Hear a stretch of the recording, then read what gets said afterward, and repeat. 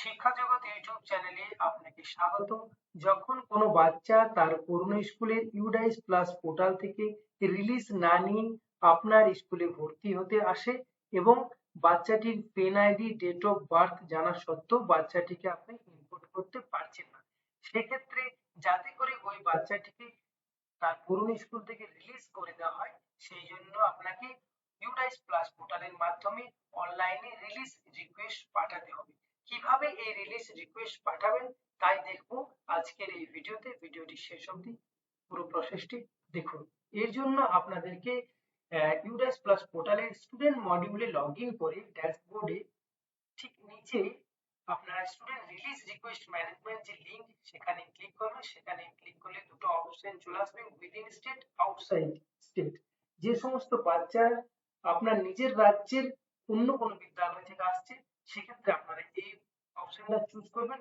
যদি আমাদের ইন্ডিয়ার মধ্যে অন্যান্য কোনো স্টেট থেকে বাচ্চা এসে থাকে এই ঘটনায়, সেক্ষেত্রে আপনারা এটা সিলেক্ট করবেন। এখন এই যে বাচ্চাটির ক্ষেত্রে আমি দেখাচ্ছি সেটা যেহেতু উইদিন স্টেট, তাহলে আমি এখানে গো বাটনে ক্লিক করলাম। এরপর এখানে অপশন চুজ করবেন জেনারেট স্টুডেন্ট রিলিজ রিকোয়েস্ট এবং নিচে গো বাটনে ক্লিক করবেন। এরপর এখানে আপনার কাছে পেন আইডি এবং বাচ্চার ডেট অফ বার্থ চাওয়া হচ্ছে।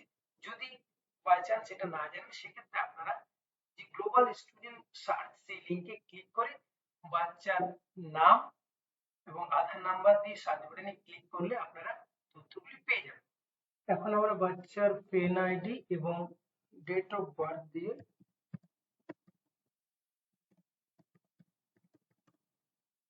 গেট ডিটেলস এ ক্লিক করব। গেট ডিটেলস এ ক্লিক করলে বাচ্চাটি যে স্কুলে বর্তমানে আছে সেই স্কুলের ডিটেলস দেখা যাবে এবং বাচ্চার নাম, বাবার নাম, পেন আইডি আবার রিফ্লেক্ট হবে। এরপর নিচের দিকে স্ক্রল করে আমাদেরকে ক্লাস সিলেক্ট, স্টুডেন্ট অ্যাডমিশন ডিটেইলের আন্ডারে ক্লাস সিলেক্ট করতে হবে। কোন ক্লাস আমরা ইম্পোর্ট করছি, আমরা এক্ষেত্রে যেহেতু PP1 এই স্কুলে ইম্পোর্ট হবে, তাহলে PP1 সেকশন সিলেক্ট করলাম। ডেট অফ এডমিশন, কোন ডেটে এডমিশন হচ্ছে।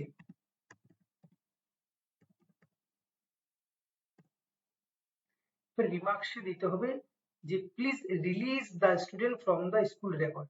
আমরা ওই স্কুলকে এটা রিমার্কসে পাঠাচ্ছি যে আমার বাচ্চা এই স্কুলে ভর্তি হতে এসেছে, আপনি এটাকে রিলিজ করবেন। এরপর নিচে যে জেনারেট স্টুডেন্ট রিলিজ রিকোয়েস্ট, সেখানে ক্লিক করবেন। সেখানে ক্লিক করলে are you sure want to generate request as student current class is UKG KG two PP1, বাচ্চাটা PP1 আছে এবং ইউ হ্যাভ সিলেক্টেড, আপনি কোনটা সিলেক্ট করছেন, কোন ক্লাসে বাচ্চাটা ওই স্কুল পড়ছে সেটা দেখাবে। এরপর কনফার্ম বাটনে ক্লিক করবেন।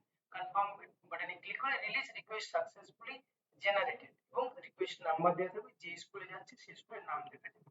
এরপর এই রিকোয়েস্ট আপনার ওই স্কুলে চলে গেছে, আমি ওকে বাটনে ক্লিক করব।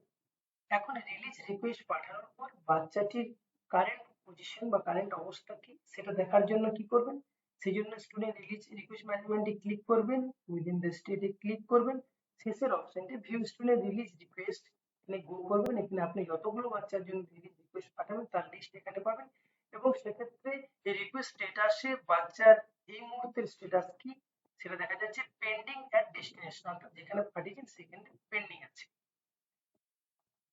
আপনারা চাইলে এমআইএস ডিটেলস অপশনে ক্লিক করে সেই কনসার্ন স্কুলকে আপনারা ফোন নাম্বার ফোন করে আপনারা রিলিজের জন্য মৌখিকভাবে জানাতে পারেন।